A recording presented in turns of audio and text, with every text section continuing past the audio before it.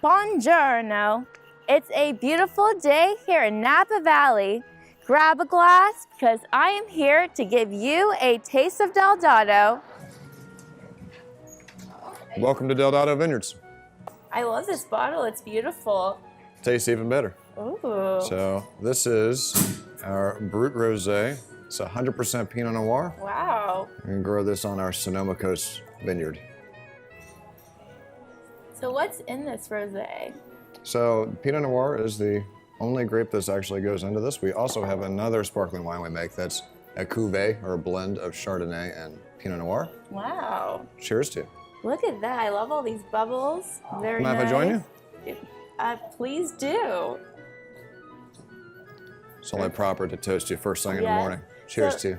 Cheers. As in Italian, they say salute. Salute. Right? That's Because right. Del Dotto's Italian. That is absolutely right. Cheers.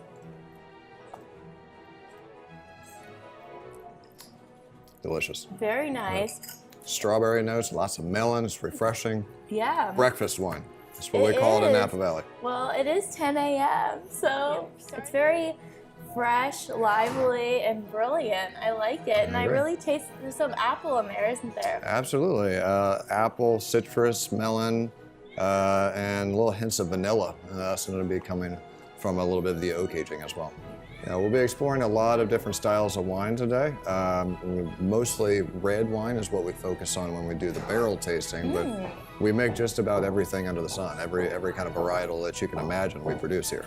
Most of the barrels that you see through here there's actually a practical purpose for aging the wine. A lot of the production takes place up in the St. Helena property. And then now that we finished building the Piazza, the caves that we're building there, which are going to be the biggest in Napa Valley, we're moving our whole production over to that location there. So this is mostly just going to be for aging the wine, storing the wine.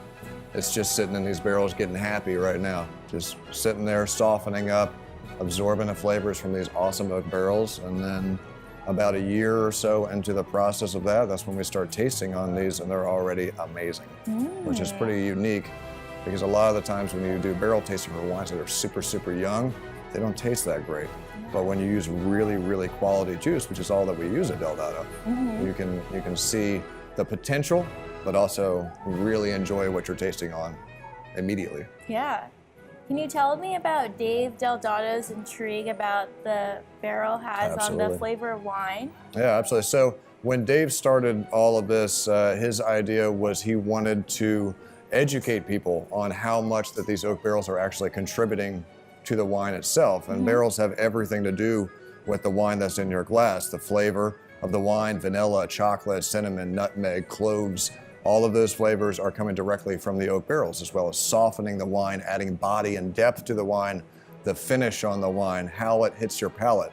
All of that is coming from these oak barrels, and that's why we use over 50 different kinds of oak barrels. Wow. That way, you can spread out the effects of these barrels over all the different wines. When you blend them together, you get the complexities. But what we do that's so unique is we bottle individually from each oak barrel. We'll tell you who built the barrel, whether it was Nadalier or Troy or Cadu, all these different cooperages that build these barrels. They have different effects, different flavors. So we bottle individually so that you can taste exact differences between all of them and customize your wine in the end. Wow, that's interesting. Yeah. So how many different types of barrels does Del Dotto have? We use a little over 50 different kinds of oak barrels and over 15 different cooperages. So with that kind of variety, you get all these different flavors, and for that reason, we have over 100 different labels of wine here. About over 60 of those are just Cabernet Sauvignon.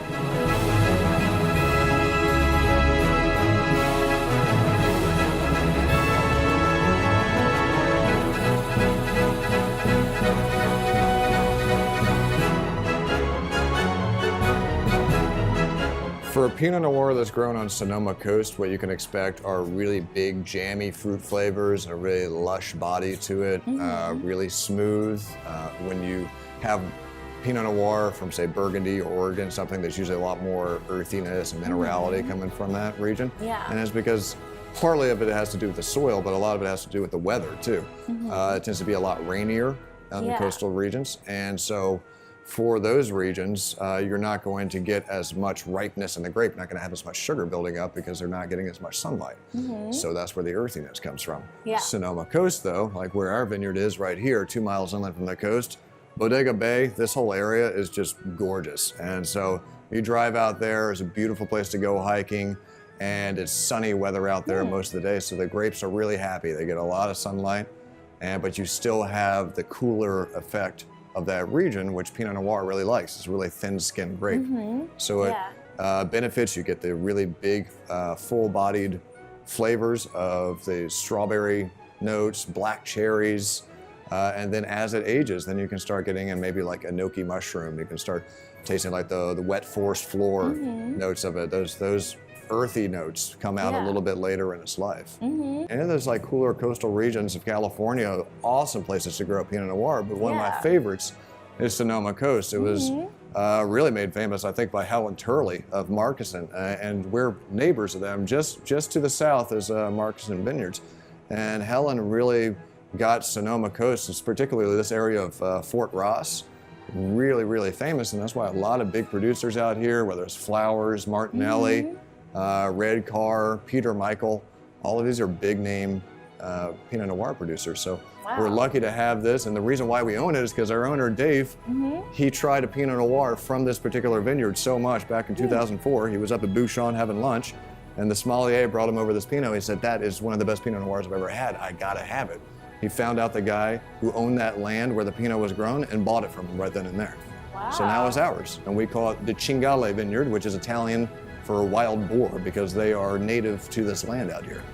Very nice. Cingale. Cingale, it rolls There right we off the tongue, right? Yeah. And so does this right here. 100% Pinot Noir.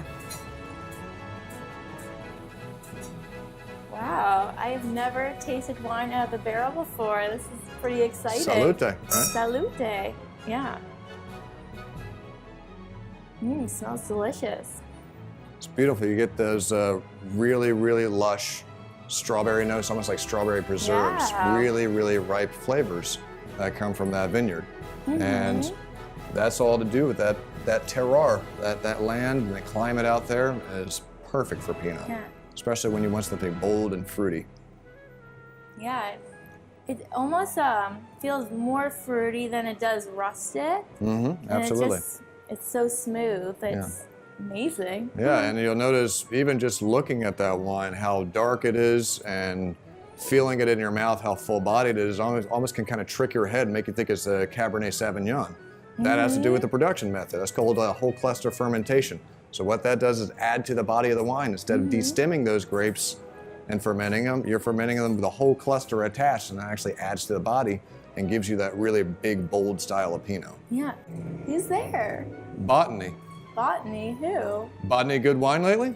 Yeah. Well, I'm about to buy some of that rosé sparkling. I'll hold you to that. Right? Cheers to that. Cheers to that.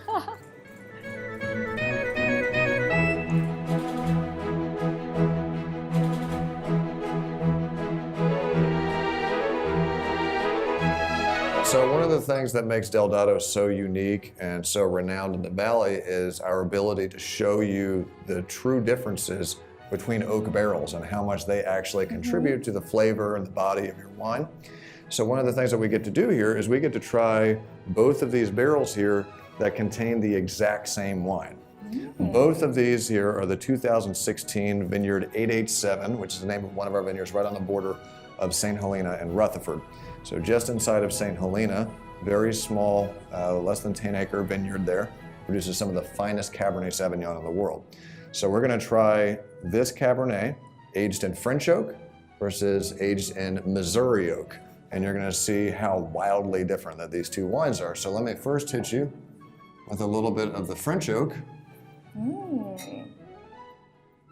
There you go.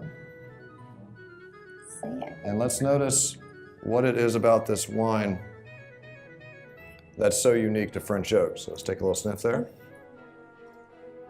You notice the fruitiness of that. You get that dark fruit. You can maybe get a little dried herbs on the nose there. That blue and black fruit.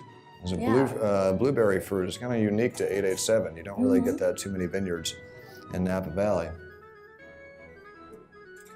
And how smooth is that? Wow. Again, this is 2016. We're not going to be bottling this wine until the end of this year. So this still has a lot of time left in the barrel, and this gives you an opportunity to try wine well before it's ever finished, and it's already that good. Yeah. So it's going to continue to soften. It's going to continue to take the effects from that barrel. Now, let's try the exact same thing in American oak here. Up there, if you like. Okay. This is American oak, all right? Exact same wine. And you're gonna notice right away on the nose. Smell that. Smell that. Do you smell how much bigger the oak presence is there? Smell a little bit of that smokiness, a little bit of sweet tobacco leaf on there. It's much more earthy. Vanilla. Yeah, exactly. So that is what oak barrels are contributing. Now, we haven't even tasted the wine yet, but you already notice the difference. Yeah. So let's do my favorite part now, which is the taste. Yeah.